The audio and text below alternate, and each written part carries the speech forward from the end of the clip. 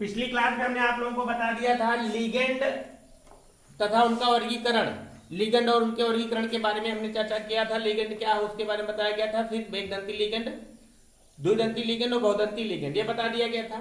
फिर यहाँ पर देखिए आज ये बताया जा रहा है लिगेंड का नामकरण तथा आदेश के आधार पर वर्गीकरण। आपको पता होना चाहिए, आपको पता होना चाहिए जैसे एक कोई कंपाउंड है जैसे K4Fe-CN6 एक कंपाउंड है। इस कंपाउंड में Cn लिगेंड के रूप में है। अब इस लिगेंड का नामकरण कैसे करेंगे? जब हम इस यौगिक का नामकरण करना चाहेंगे, इस लिगेंड का नाम क्या देंगे, इस लिगेंड का क्या नाम देंगे? अब भाई जनरल नेम इसका तो क्या है, जैसे जनरल नेम इसका साइनाइड है, लेकिन जब नामकरण करेंगे तो नामकरण करने में इस साइनाइड का क्या नाम देंगे?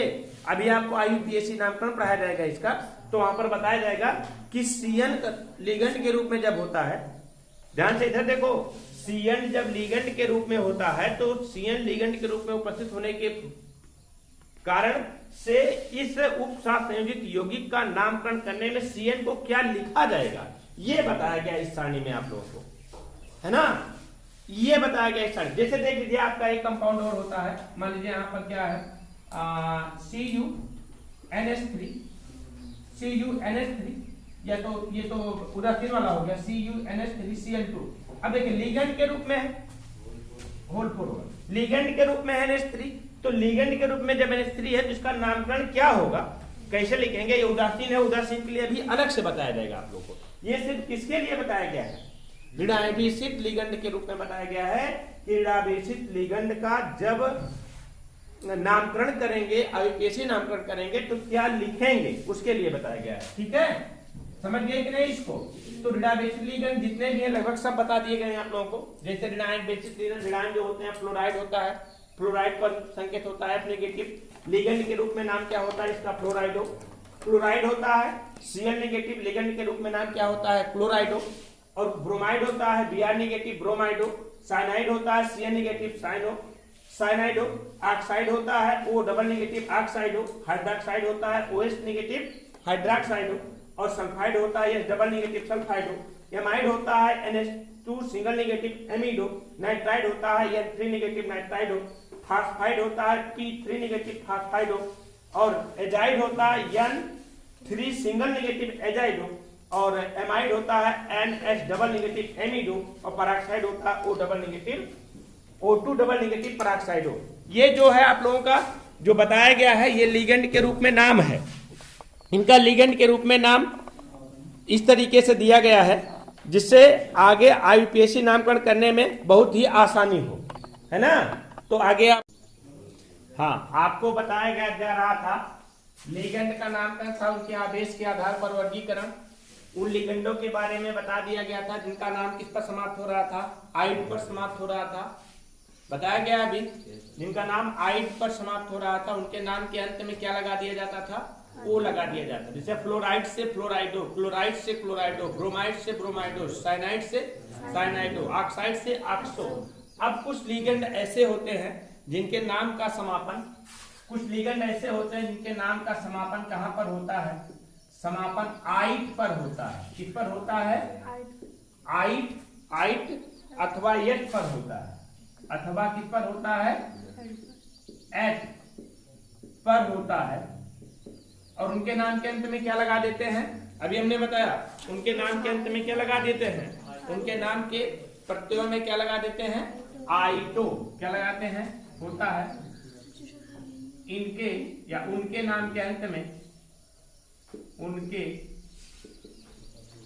नाम के अंत में प्रत्यय क्या लगा दिया जाता है? आइटो लगाया जाता है। आइटो अथवा एटो, आइटो अथवा एटो लगाया जाता है। जैसे कौन कौन से हो सकते हैं? ऋणायन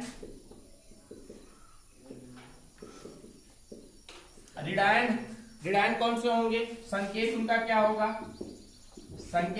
होगा? और लिगेंड के रूप में नाम क्या होगा? लिगेंड के रूप में नाम उनका क्या क्या होगा? देखिए कौन कौन से ऋणायन होते हैं? आइए देखते हैं जिनका नाम कहां पर समाप्त होता है, आइट पर समाप्त होता है। सबसे पहला कार्बोनेट, क्या होता है? कार्बोनेट, एट पर समाप्त हो रहा है कि नहीं इसका नाम? कार्बोनेट, कार्बोनेट के लिए क्या होता है? CO3 डबल नेगेटिव, लिगेंड के रूप में इसका नाम क्या हो जाएगा? कार्बोनेटो। नोट करते चलिए आप लोग। अगला क्या होगा? ऑक्सलेट, ऑक्सलेट, ऑक्सलेट क्या होता है आपका? C2O4 डबल नेगेटिव, लिगेंड के रूप में नाम क्या होगा इसका? ऑक्सलेटो, ऑक्सलेटो। अगला क्या होता है? सल्फेट, सल्फेट, सल्फेट क्या होता है? SO4 डबल नेगेटिव, लिगेंड के रूप में नाम क्या उसका होता है? सल्फाइट और सल्फेटो, सल्फेटो। अगला क्या होता है? नाइट्रेट, नाइट्रेट, नाइट्रेट क्या होता है आपका? NO3 single negative, NO3 single negative, तो हो जाएगा क्या आपका? नाइट्रेटो। अगला सल्फाइड, सल्फाइड, सल्फाइड की बात करते हैं तो सल्फाइड कौन सा होता है आपका? SO3 डबल नेगेटिव, नाम क्या होगा इसका? Sulphito, sulphito. अगला acetate, acetate, CO3 CH3CO negative, acetato, acetato. अगला नाइट्राइट, नाइट्राइट की बात किया जाए बेटा तो नाइट्राइट दो प्रकार का होता है। एक होता है क्या आपका? ONO सिंगल नेगेटिव और दूसरा होता है कौन सा आपका? NO2 single negative. ध्यान से देखिएगा, ये दो प्रकार का होता है। नाइट्राइट दो प्रकार का होता है, एक होता है ONO सिंगल नेगेटिव, दूसरा होता है NO2 सिंगल नेगेटिव। देखिए, जब केंद्रीय धातु प्रमाण से, समझिए हमारी बात को, जब केंद्रीय धातु प्रमाण से उपसहसंयोजी बंध बनाएगा कौन सा? ऑक्सीजन परमाणु, ऑक्सीजन परमाणु उपसहसंयोजी बंध बनाता है तो उसे बोलते हैं ONO सिंगल नेगेटिव। और जब केंद्रीय धातु प्रमाण से नाइट्रोजन परमाणु उपसहसंयोजी बंध बनाता है तो उसे बोलते हैं NO2। इसका लिखते कैसे हैं? लिगेंड के रूप में इसका नाम कैसे? दोनों एक ही चीज, देखो Na2 NO2 दोनों में है, लेकिन इसको बताया गया है ONO से, इसको बताया गया है NO2 से। इसका नाम क्या क्या होता है? देखिए, जब ऑक्सीजन केंद्रीय धातु प्रमाण से जुड़ेगा, ऑक्सीजन केंद्रीय धातु प्रमाण को एक अतिरिक्त अणु देकर के बंध बनाएगा तो उसे लिखेंगे हम नाइट्राइटो O, मतलब ऑक्सीजन जुड़ रहा है केंद्रीय धातु प्रमाण से। इसका नाम हो जाएगा क्या आपका? Nitrito, nitrito O। और जब नाइट्रोजन जुड़ेगा केंद्रीय धातु प्रमाण से उपसहसंयोजी बंध बनाएगा तो क्या बनाएगा? क्या नाम होगा इसका? Nitrito N। समझ गए कि नहीं? अगला देखिए, क्लोरेट, क्लोरेट, क्लोरेट का क्या होता है? क्लोरेट होता है ClO3 single negative, ClO3 single negative. इसका नाम क्या हो जाएगा? क्लोरेटो, क्लोरेटो। अगला थायोसल्फेट, थायोसल्फेट, थायोसल्फेट, थायोसल्फेट क्या होता है? H2O3, H2O3 double negative. इसका नाम क्या हो जाएगा आपका? थायोसल्फेटो, थायोसल्फेटो। यहां ना दिखाई दे रहा हो तो अगला देख लो, दिखाई दे रहा है यहाँ पर, अभी आ जाएगा दोनों। अगला देखिए, थायोसाइनेटो, थायोसाइनेटो, थायोसाइनेटो की बात करते हैं तो क्या हो जाता है आपका? HCN सिंगल नेगेटिव, तो नाम इसका क्या हो जाएगा? थायोसाइनेटो,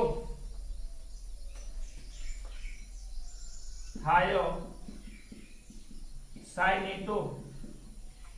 अगला देखिए, आइसोसाइनेट, आइसोसाइनेट, आइसोसाइनेट की बात करते हैं तो क्या होता है? NCS, इसका नाम हो जाता है आइसोसाइनेटो। आइसोसाइनेटो।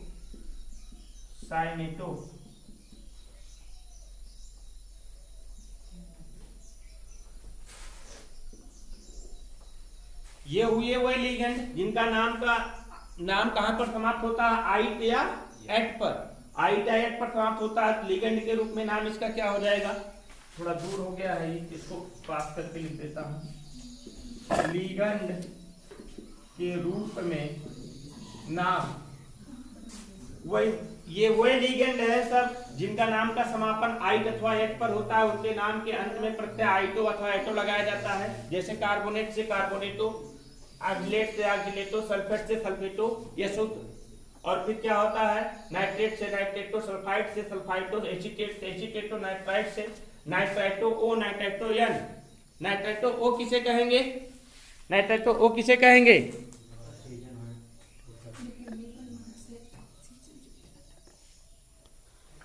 नाइट्राइटो ओ किसे कहेंगे, नाइट्राइटो ओ किसे कहेंगे जब ऑक्सीजन केंद्रीय धातु परमाणु से जुड़ेगा। और फिर क्लोरेट नाइट्राइटो एन किसे कहेंगे जब नाइट्रोजन केंद्रीय धातु परमाणु से उत्साह संयोजी बंध बनाएगा। और थायोसल्फेट से क्या बनाएगा आपका, क्लोरेट से क्लोरेटो, थायोसल्फेट से थायोसल्फेटो, साइनेट से साइनेटो, आइसोसाइनेट से आइसोसाइनेटो। ये तो हो गया। ये तो सब कौन से रिडायबेसिक लिगेंड थे।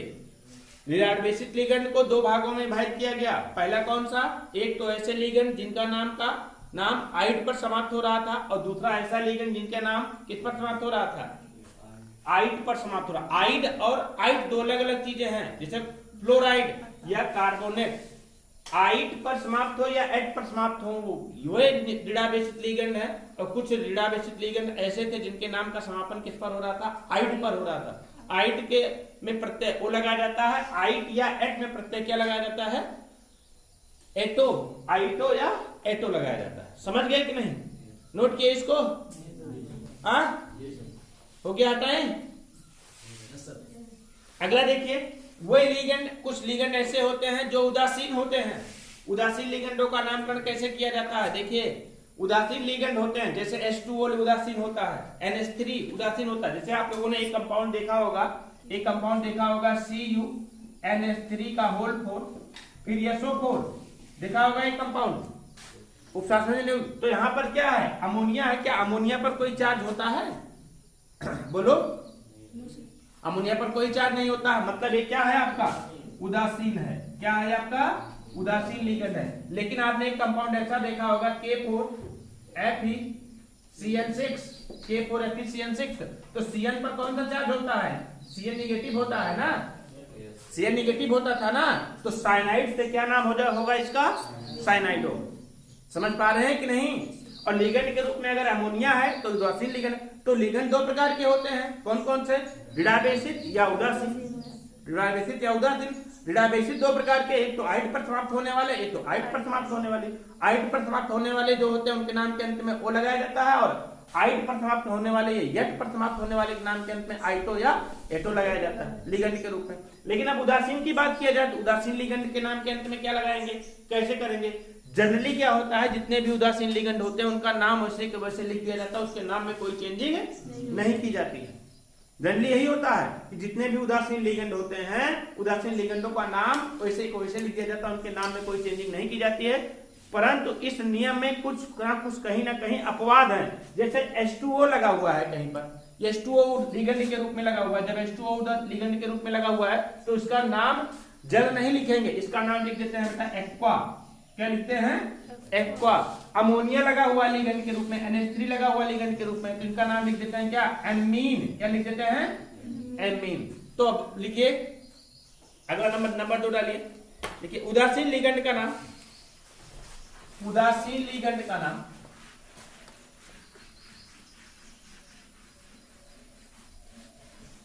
उदासीन लिगेंड का नाम उदासीन अणु के समान ही रहता है, उदासीन अणु के समान ही रहता है।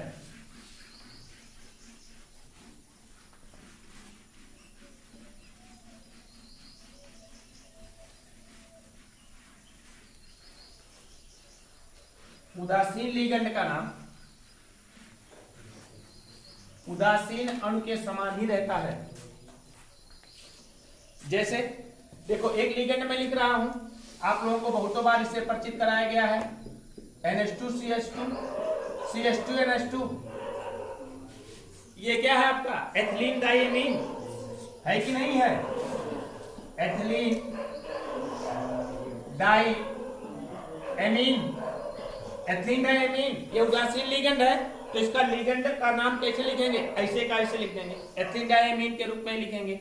जैसे होता है आपका PH3 नाम क्या हो जाएगा आपका इसका? फास्फीन। जनरली इतना जानिए कि कुछ, अभी देखिए ये क्या हो जाएंगे? फास्फीन। उदासीन लिगेंड का नाम ऐसे कैसे लिखा जाता है, लेकिन यहीं पे स्टार लगा दीजिए। कुछ उदासीन लिगेंड ऐसे होते हैं, उनके नाम में थोड़ा सा क्या करना पड़ता है? परिवर्तन करना पड़ता है। लिखेंगे कुछ उदासीन लिगेंड अपवाद स्वरूप नाम भिन्न होता है।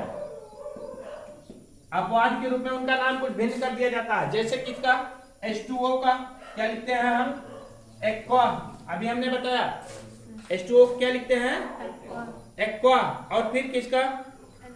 NH3 का क्या लिखते हैं? एमीन। NH3 क्या लिखा जाता है?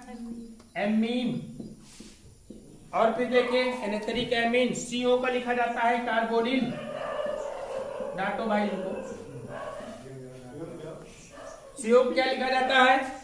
कार्बोनिल। और CS को क्या लिखा जाता है? CS को क्या लिखा जाता है? थायोकार्बोनिल। क्या लिखा जाता है?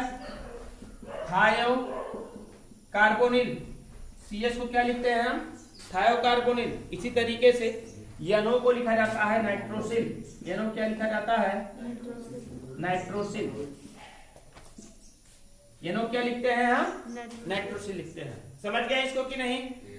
जनरली ढेर सारे लिगेंड ऐसे हैं जिनका नाम वैसे वैसे लिखा जाता है। बहुत सारे लिगेंड हैं जिनका नाम वैसे वैसे लिखा जाता है, लेकिन कुछ इसके अपवाद हैं। कौन कौन से? जैसे H2O के लिए एक्वा, NH3 के लिए एमीन, CO के लिए कार्बोनिल, CS के लिए थायोकार्बोनिल, NO के लिए क्या होता है? नाइट्रोसिल। हमें उम्मीद है कि आप लोगों ने समझ लिया होगा लिगेंड का नामकरण तथा आवेश के आधार पर वर्गीकरण। लिगेंड का नामकरण तथा आवेश के आधार पर वर्गीकरण के हमने बताया ऋणावेशित लिगेंड, उदासीन लिगेंड। ऋणावेशित लिगेंड में दो प्रकार के लिगेंड जिनका नाम का आइड पर समाप्त हो रहा था, उनके नाम के अंत में ओ लगाया जा रहा था। और दूसरा कौन था? जिनके नाम के अंत में आइट या एटो पर समाप्त हो रहा था, आइट या एट पर समाप्त हो रहा था, उनके नाम के अंत में आइटो या एटो लगाया जा रहा था। और उदासीन लिगेंड की बात किया जाए, उदासीन लिगेंड का नामकरण वैसे किया जाता है, लिगेंड के रूप में नाम वैसे लिख दिया जाता है। किंतु कहीं कहीं इसके कुछ अपवाद भी है। जैसे H2O के लिए एक्वा, NH3 के लिए एमीन, CO के लिए कार्बोनिल, CS के लिए थायोकार्बोनिल और NO के लिए क्या लिखा जाता है? नाइट्रोसिल लिखा जाता है। इतना तो आप लोगों ने समझ गए होंगे, ये सब आप अच्छी तरीके से जान गए होंगे। अब देखिए हम बताना चाह रहे हैं केंद्रीय धार प्रमाण के बारे में। थोड़ा हटा दे रहा हूं, लिखे कि नहीं इसको? लिखो लिखो लिखो लिखो, लिखते रहो जी। कुछ लिगेंड ऐसे होते हैं। उदासीन वाला भी नहीं लिखे हैं? उदासीन वाला लिख लिए हैं? इनके देखा अभी नहीं लिखे, लिखे। हाँ नई लाइन से लिखिए, स्टार लगाओ। नई लाइन नीचे नीचे स्टार लगाओ, छोड़ो थोड़ा लाइन छोड़ दो, स्टार लगाओ। कुछ लिगेंड ऐसे होते हैं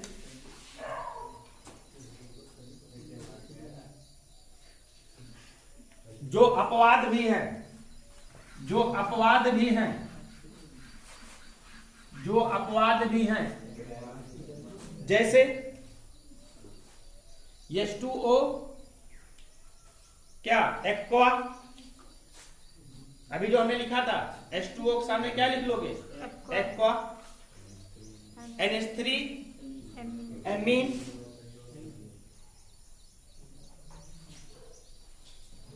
CO क्या? Carbonyl,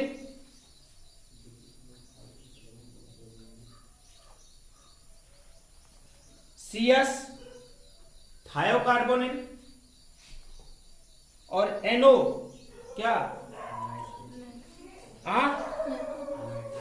nitrosyl. NO को क्या लिखा जाता है? नाइट्रोसिल। अब देखिए बेटा कोई भी कंपाउंड होता है तो उसमें दो प्रकार, तीन चीजें होती हैं। कौन कौन सी होती हैं? जैसे मान लीजिए एक कंपाउंड है आपका K4, एक कंपाउंड है आपका क्या K4 FeCN6, K4 FeCN6। तीन चीजें होती हैं, एक तो होता है आपका लिगेंड, दूसरा होता है आपका क्या केंद्रीय धातु परमाणु, और तीसरा क्या होता है उपसंयोजन मंडल के बाहर। इतना उपसंयोजन मंडल हो गया ना, केंद्रीय धातु परमाणु, लिगेंड और केंद्रीय धातु परमाणु को सामूहिक रूप से उपसंयोजन मंडल कहते हैं, और ये होता है क्या उपसंयोजन मंडल के बाहर। तो हमने आपको लिगेंडों का नामकरण करना सिखा दिया, जितने प्रकार के लिगेंड आ सकते हैं उतने प्रकार के लिगेंडों का नामकरण करना हमने सिखा दिया। अब हम किसका नामकरण करना सिखाएंगे? केंद्रीय धातु परमाणु का नामकरण करना सिखाएंगे कि केंद्रीय धातु परमाणु का नामकरण कैसे करते हैं। तो हेडिंग बनाइए, केंद्रीय धातु परमाणु का नामकरण। केंद्रीय धातु परमाणु का नामकरण, केंद्रीय धातु परमाणु का नामकरण। ये सब चीजें जो बताई जा रही हैं आप लोगों को, इन सब चीजों का आगे अभी बहुत बड़ा उपयोग है। जब हम पढ़ाएंगे आपको क्या उपसंयोजन युग्मों का IUPAC, ठीक है, वहां पर बहुत बड़ा नाम उपयोग रहेगा इन सब चीजों का, इन सब नियमों का। इसलिए मैं यहाँ पर पढ़ा रहा हूँ तोड़ तोड़ करके। देखिए केंद्रीय धातु परमाणु का नामकरण, केंद्रीय धातु परमाणु का नामकरण करने के लिए हम देखते हैं दो कंपाउंड लेते हैं। एक तो एक कंपाउंड हमने ले लिया, एक कंपाउंड मैं और लेता हूँ, एक कंपाउंड मैं और लेता हूँ। देखिए एक कंपाउंड है जैसा आपका क्या CONH3 का होल 6 Cl3, एक कंपाउंड में लेता हूं। अच्छा बताइए इन दोनों कंपाउंडों में आप लोगों को, इन दोनों यौगिकों में आप लोगों को कुछ अंतर दिखाई दे रहा है? बताइए कोई अंतर है? दिमाग लगाइए, क्या अंतर हो सकता है इन दोनों में?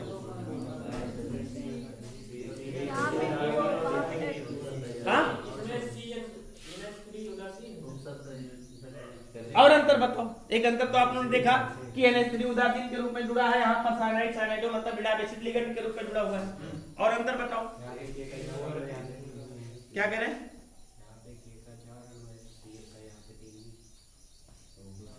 ना ये सब नहीं।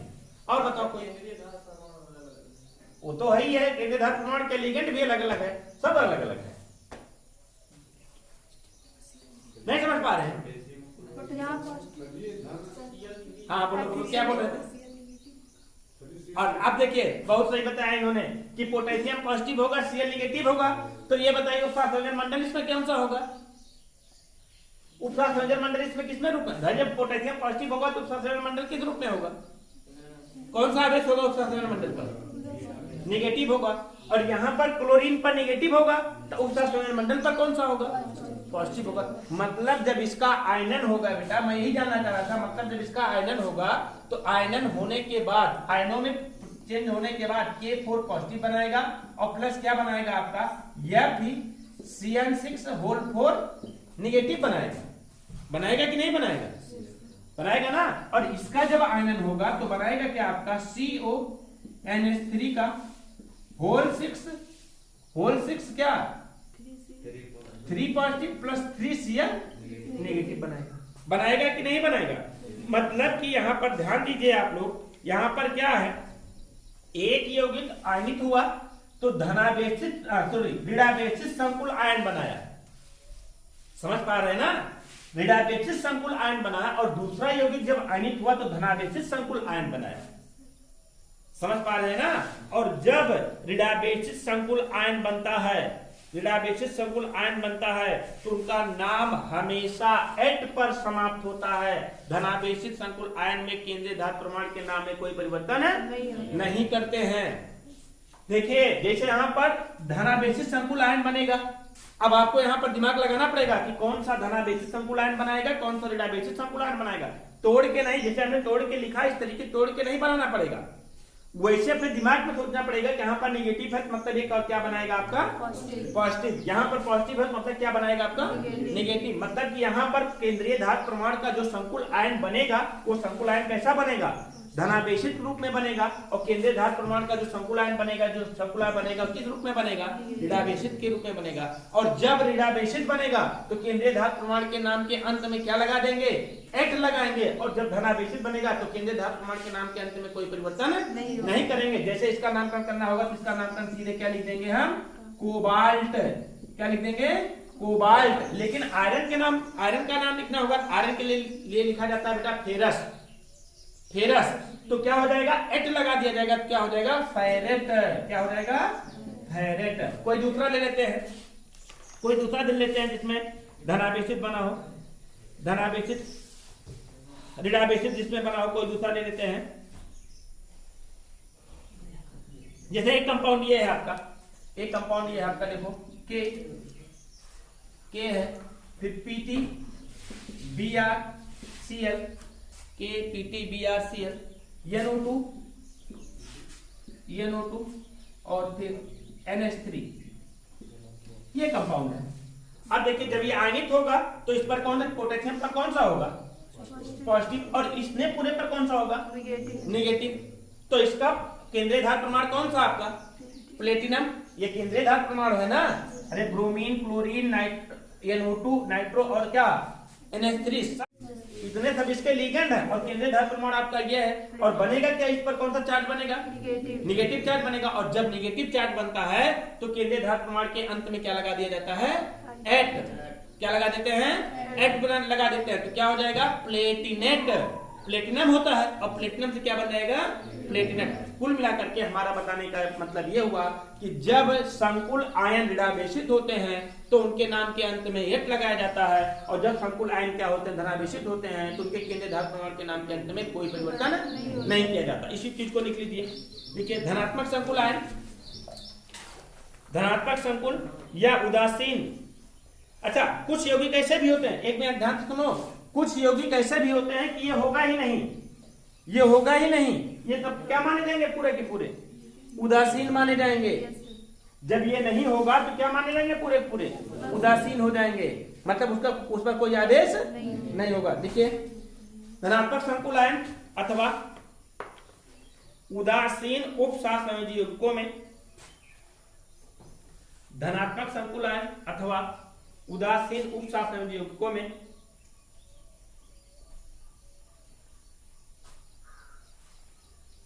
उदासीन उपसहसंयोजी यौगिकों में कोई प्रत्यय नहीं लगाया जाता, कोई प्रत्यय नहीं लगाया जाता।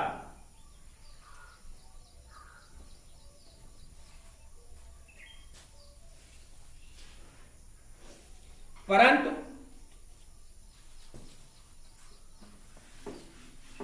ऋणायनिक संकुल आयन में, ऋणायनिक संकुल आयन में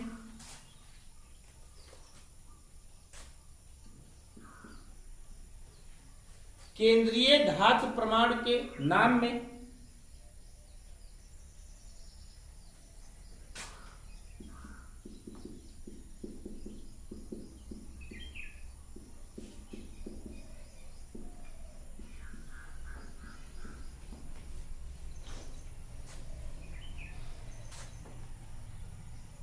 केंद्रीय धातु प्रमाण के नाम में एट लगाया जाता है।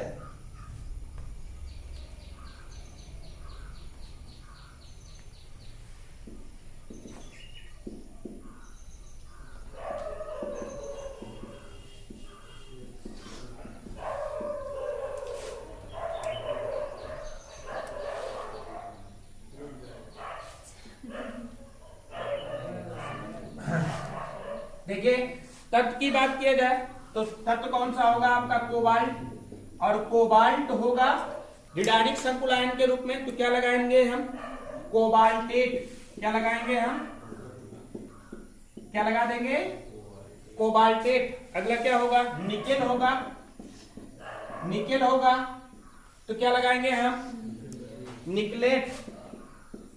क्या लगाएंगे हम, निकलेट। लिखते रहिए। अगला क्रोमियम होगा तो क्या लगाएंगे हम, क्रोमियम होगा तो क्या लगाएंगे, क्रोमेट। लेकिन कब की दशा में? जब निगेटिव वाला होगा। अगर पॉजिटिव वाला होगा सीधा सीधा इसे कैसे लिख दिया जाएगा? अगला आयरन, आयरन के बारे में क्या लिखेंगे? फेरेट, फेरेट। अगला कॉपर, कॉपर के बारे में क्या लिखेंगे? क्यूप्रेट, क्यूप्रेट। अगला सिल्वर के बारे में क्या लिखेंगे? अर्जेंटेट,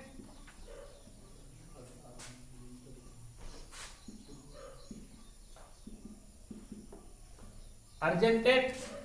अगला लेड के बारे में क्या लिखेंगे हम जब विडावेशित के रूप में रहेगा?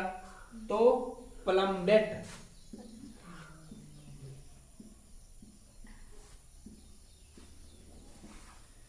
ये भी याद रखोगे, कुछ महत्वपूर्ण धातु के नाम के बारे में बता दिया गया है।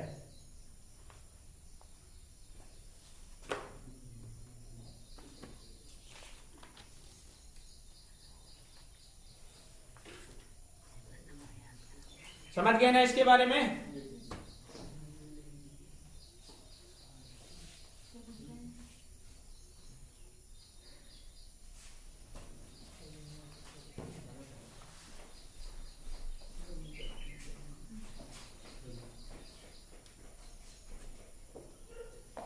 लिखे?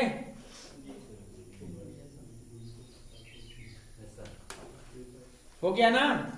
ये कोबाल्टेट है जी,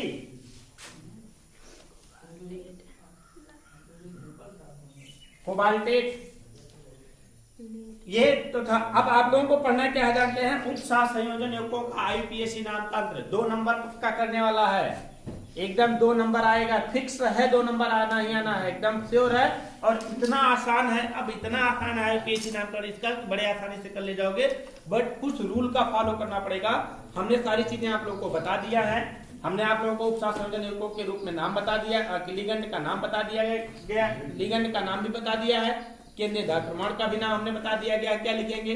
अब हम क्या करेंगे? इनका नामकरण करेंगे, पूरा नियम। तो हेडिंग बना लिए, उपसार संयोजन युग्मों का IUPAC नाम तंत्र, कल पढ़ाया जाएगा।